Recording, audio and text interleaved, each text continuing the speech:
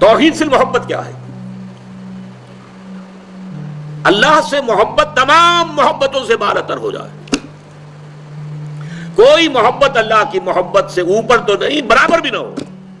برابر ہونا شرک ہے، اوپر ہونا تو سمجھیے کہ اور پتہ نہیں شرک کے علاوہ بھی کوئی اصطلاح ہمیں ایجاد کرنی پڑ جائے گی.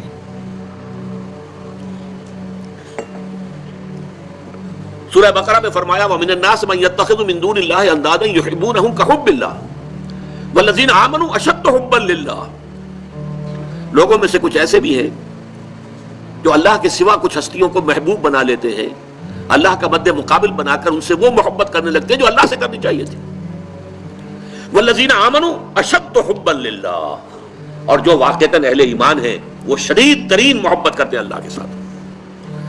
تو قرآن یہ نہیں کہتا کہ آپ والدین سے محبت نہ کریں، کرو، لیکن والدین کی محبت اللہ کی محبت کے برابر نہ ہو جائے، اس سے بڑھ نہ جائے. اولاد سے محبت کرو، اولاد کی محبت اللہ کی محبت سے بڑھ نہ جائے. دیکھیے یہ محبتوں کا امتحان ابراہیم سے اللہ نے کیسے کیسے لیا تھا. وَإِذِ ابْتَلَىٰ إِبْرَاهِيمَ رَبُّهُ بِكَلِمَاتٍ فَأَتَمَّهُنَّ قَالَ إِنِّي جَاعِلُكَ لِلنَّاسِ إِمَامًا. کیسے کیسے امتحانوں میں سے پاس ہونے کے بعد پھر وہ مرحلہ آیا کہ اللہ نے فرمایا ابراہیم میں تمہیں تمام نوع انسانی کا امام بناتا ہوں. والدین کو چھوڑا اللہ کے لیے، دربار چھوڑا اللہ کے لیے. بادشاہ کے دربار میں آنکھوں میں آنکھیں ڈال کر مناظرہ کیا کہ نہیں کیا؟ بادشاہ جو ہے وہ مرعوب نہیں کر سکا. فَبُہِتَ الَّذِي كَفَرَ، بلکہ جو مناظرہ ہوا ہے تو بادشاہ جو تھا نمرود وہ مبہوت ہو کر رہ گیا. اپنی جان کو اللہ سے، اللہ کی محبت سے زیادہ نہیں سمجھا. آگ میں کود گئے کہ نہیں؟ بے خطر کود پڑا آتش نمرود میں عشق. عقل ہے محو تماشائے لب بام ابھی. پھر اپنے ملک کی محبت پر اللہ کی محبت کو ترجیح دی، ملک چھوڑ دیا، ہجرت کی. آخری امتحان جو لیا ہے، آخری امتحان جس سے کڑا امتحان ہو نہیں سکتا. 100 برس کی عمر میں وہ 13 برس کا بیٹا جو دعائیں مانگ مانگ کر اللہ سے لیا تھا، اکلوتا بیٹا، حکم آیا ذبح کر دو. یہ ہے سب سے بڑا امتحان. 100 برس کا بوڑھا انسان اور بڑی دعائیں مانگ مانگ کر بیٹا لیا. 87 برس کی عمر میں حضرت اسماعیل کی ولادت ہوئی ہے. اب 13 برس کے ہو گئے ہیں. فلما بلغ معه السعي، جب بھاگ دوڑ کے قابل ہو گئے. 13 برس کا جوان بچہ جو ہے باپ کا دست و بازو بن جاتا ہے، بھاگ دوڑ. اس لیے آتا ہے نا کہ ابراہیم اور اسماعیل دونوں تھے جو بیت اللہ کی تعمیر کر رہے تھے. وَإِذْ يَرْفَعُ إِبْرَاهِيمُ الْقَوَاعِدَ مِنَ الْبَيْتِ وَإِسْمَاعِيلُ، اس اسماعیل کے بارے میں انی ارا فی المنام انی اصبحک فانظر ماذا تری. اے میرے بچے میں دیکھ رہا ہوں خواب میں، بار بار یہ خواب آ رہا ہے کہ میں تمہیں ذبح کر رہا ہوں.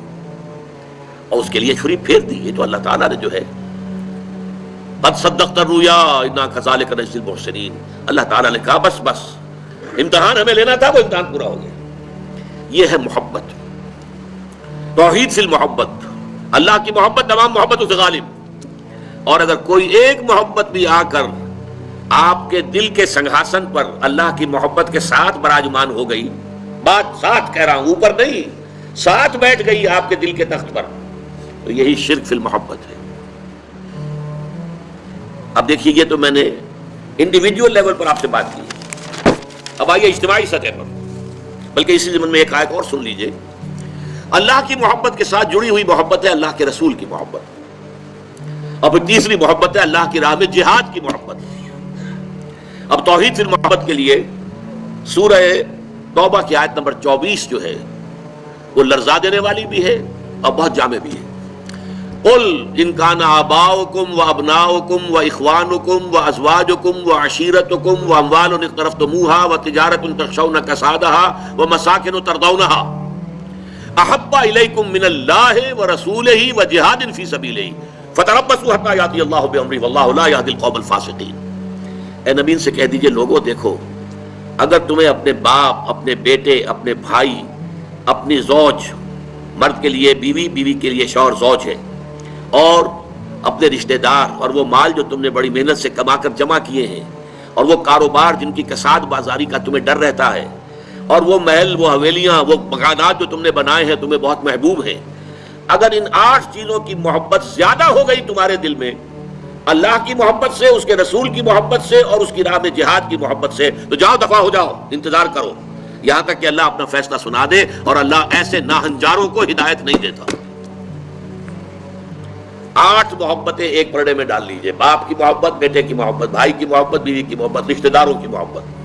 5 مال کی 3 شکلیں، جائیداد، کاروبار اور کوئی نقد، 3 یہ شکلیں، 3 جمع 5 8، اور 3 محبتیں دوسرے پلڑے میں ڈالی، اللہ کی محبت، رسول کی محبت اور جہاد کی محبت۔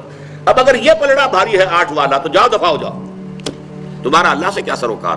اللہ ایسے ناہنجاروں کو ہدایت نہیں دیتا۔ سب سے پہلے یہ طے کر لو کہ ان 3 محبتوں کا پلڑا نیچے ہونا چاہیے، بھاری ہونا چاہیے ان 8 کے مقابلے میں۔ یہ ہے توحید فی المحبت اور یہ ہے شرک فی المحبت۔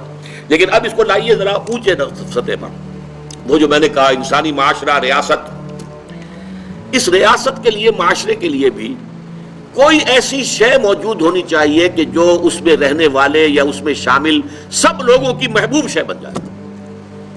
یہ کامن محبت انہیں جوڑے گی، ان کے اندر اتحاد پیدا کرے گی۔ مثلا وطن کی محبت، وطن کی جے جے ہند، وطن کی عظمت کے گن گاؤ۔ قوم کی محبت، وطن پرستی، قوم پرستی، کوئی نظریہ پرستی، یہ بہت سی پرستشیں ہیں جن سے کہ لوگ پھر جڑے رہتے ہیں۔ نسل پرستی، لسان پرستی، زبان پرستی، یہ آج کل جو آپ کو کہتے ہیں کہ یہ لسانی عصبیتیں اور یہ نسلی عصبیتیں، یہ بلوچ نیشنلزم، یہ پختون نیشنلزم، یہ سرائکی نیشنلزم، یہ ایک اردو والا نیشنلزم، 5ویں قومیت نکلی تھی ہمارے ہاں، یہ سب کچھ کیا ہے؟ یہ جمعیت کے لیے، لوگوں کو جوڑنے کے لیے، شیرازہ بندی کے لیے، انہیں متحد رکھنے کے لیے کوئی نہ کوئی شے محبوب ہو جانی چاہیے۔ اس اعتبار سے اس دور کا سب سے بڑا شرک وطن پرستی ہے۔ لیکن پھر دیکھیے، میں بات آپ سے عرض کر رہا ہوں، علماء کرام اس کو نہیں پہچان پائے، اس کو پہچانا ہے تو علامہ اقبال نے پہچانا ہے۔ اس دور میں اور ہے، جام اور ہے، جم اور، ساقی نے بنا کی روش لطف و ستم اور، تہذیب کے آزر نے ترشوائے صنم اور، مسلم نے بھی تعمیر کیا اپنا حرم اور، ان تازہ خداؤں میں بڑا سب سے وطن ہے، جو پیرہن اس کا ہے وہ مذہب کا کفن ہے۔ نظارہ دیرینہ زمانے کو دکھا دے، اے مصطفی خاک میں اس بت کو ملا دے۔ یہ وطن پرستی شرک، اس دور کا سب سے بڑا شرک۔ نیشنلزم جو ہے وہ لوگوں کو جمع کرنے والی شے ہے۔ ہماری قوم، ریشیل نیشنلزم بھی ہوتا ہے، نسلی قومیت، اور آج کل نیشنلزم جو ہے وہ علاقائی ہوتا ہے، ٹیریٹوریل نیشنلزم۔ ایک ملک میں رہنے والے جو ہے اس کو سب ایک قوم ہے اور اپنے ملک سے محبت سب سے اوپر کر دے۔ یہ ہے در حقیقت علامہ اقبال نے جس کو کہا کہ وطن ایک تو ہے وطن سے محبت ہونا، وہ ٹھیک ہے، حب الوطن من الایمان حدیث ہے، گفتار نبوت میں وطن اور ہی کچھ ہے، اور گفتار سیاست میں وطن اور ہی کچھ ہے۔ وطن جب آتا ہے ایک پولیٹیکل کانسیپٹ کی حیثیت سے تو معبود بنتا ہے۔ اس معبود کی ایک نماز ہے، آپ کھڑے ہو جاتے ہیں، ترانہ پڑھا جا رہا ہے اور آپ کھڑے ہیں، جھکے ہوئے، سر جھکا کر کھڑے ہیں۔ یہ قنوت جو ہے یہ کس کے لیے ہو رہا ہے؟ وطن کے دیوتا کے لیے ہو رہا ہے۔ وطن کے دیوتا کا ایک اور ہے سلامی، جھنڈے کو سلامی دی جا رہی ہے۔ جھنڈا وہ علامت ہے آپ کے وطن کی۔